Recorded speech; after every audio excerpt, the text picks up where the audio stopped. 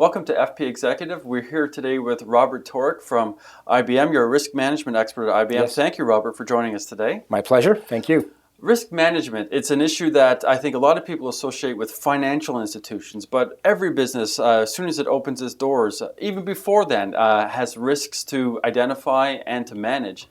I'm interested in talking a bit about your experience. For example, people think risk management, you're reducing risk, but one of the big issues that you have if you're a business is, in fact, identifying the risks. Mm-hmm. How have you worked with companies to try and help them identify the risk and then move on to manage them? First of all, you're absolutely right. Every business takes on risk just by opening its doors. Mm-hmm. And as you said, even before you open the doors, that's a challenge and a risk in and of itself. It may not fail.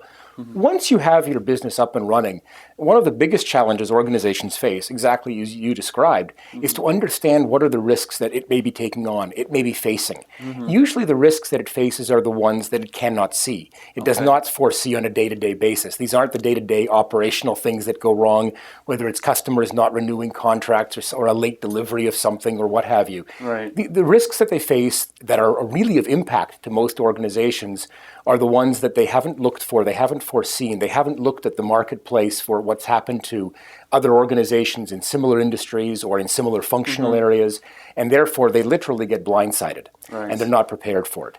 So the way we've worked with organizations to help identify risk is through a combination of factors. I'll just summarize three of them for you briefly.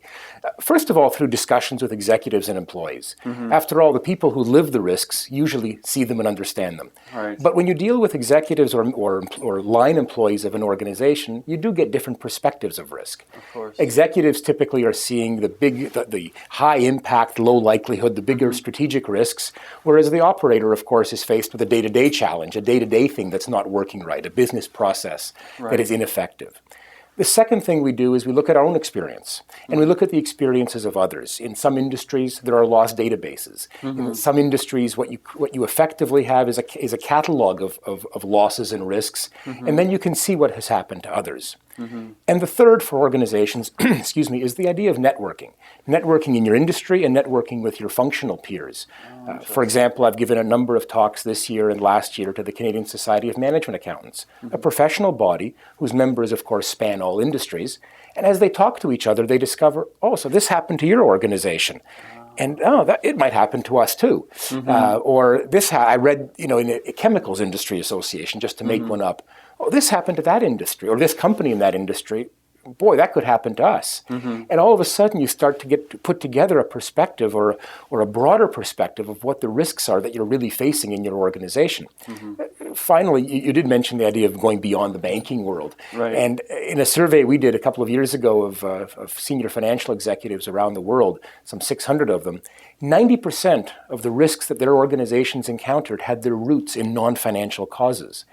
Supply chain failures, natural disasters, employee harassment problems, product liability claims. Right. If you recall, a couple of years ago, Mattel's products from China with lead paint. It's an operational risk, but nothing to do with financials or financial causes. Oh yeah, you pay for it with dollars. Yeah, absolutely. But the cause had nothing to do with it. Interesting.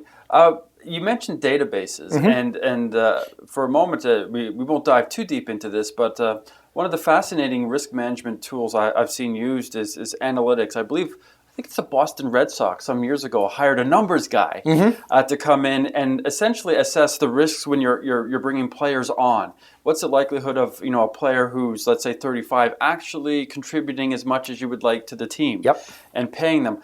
When you look at the databases in companies, how do you try to employ that to determine the probabilities of risk and reward? Two things there. First of all, there are certain types of transactions, certain types of risks that, because of the sheer, if you will, the sheer number in the denominator, in the volume of events that occur, you can measure statistically.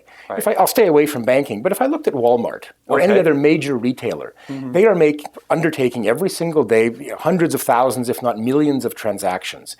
it's fairly statistically predictable to say that, and I'm just going to make up a number, 1% of those are going to be paid with fraudulent credit cards or fraudulent currency or a check that'll bounce, whatever the case may be. Because the sheer volume means that, as the saying goes, the law of averages eventually comes to hold, and therefore we can predict what the number of losses would be and roughly the dollar value. I mean, their transactions are, over the course of time, relatively stable in dollar value.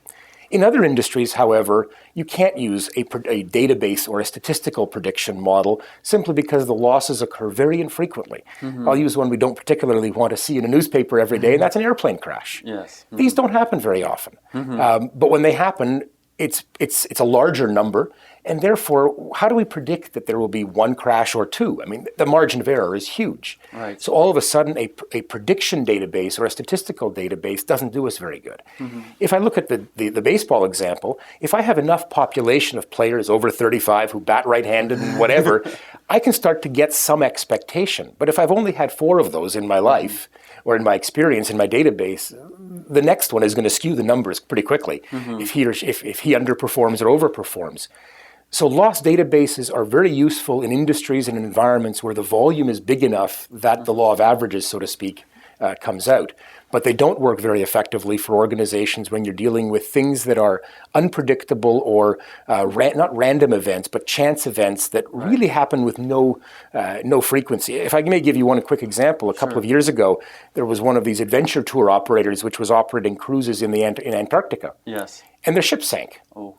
No loss of life, and they handled it very well. But you can't model the frequency of that event. You plan for the possibility. That's enterprise risk management. Right. But you can't statistically predict that this is going to happen once every 6 months or 6 years because it doesn't happen often enough to understand the frequency of the loss. But with the Walmart example, it's interesting. What you're suggesting is that you can use databases to get a sense of where you probably may find some losses, or you may probably see some risks coming down the road. Now, I think a lot of big organizations are familiar with analytics and using statistical databases. Do you think it's as widely used as it should be, this kind of statistical modeling to help, for example, if you're bidding on things, pricing models, that sort of stuff?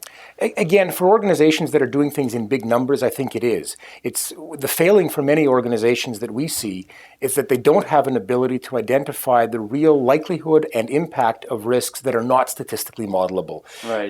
Not necessarily even the one-offs or the once in the 100-year flood. Right. As I've jokingly said, the once in the 100-year flood rarely happens on its 100th anniversary. It happens 3 times in a 20-year period, and then you don't see it for 240 years. Right. On average, sure, it came out to once every 100 years, but it's statistically meaningless.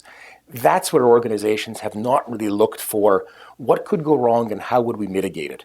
The tour operator I mentioned did an excellent job, in my view at least, of handling the event.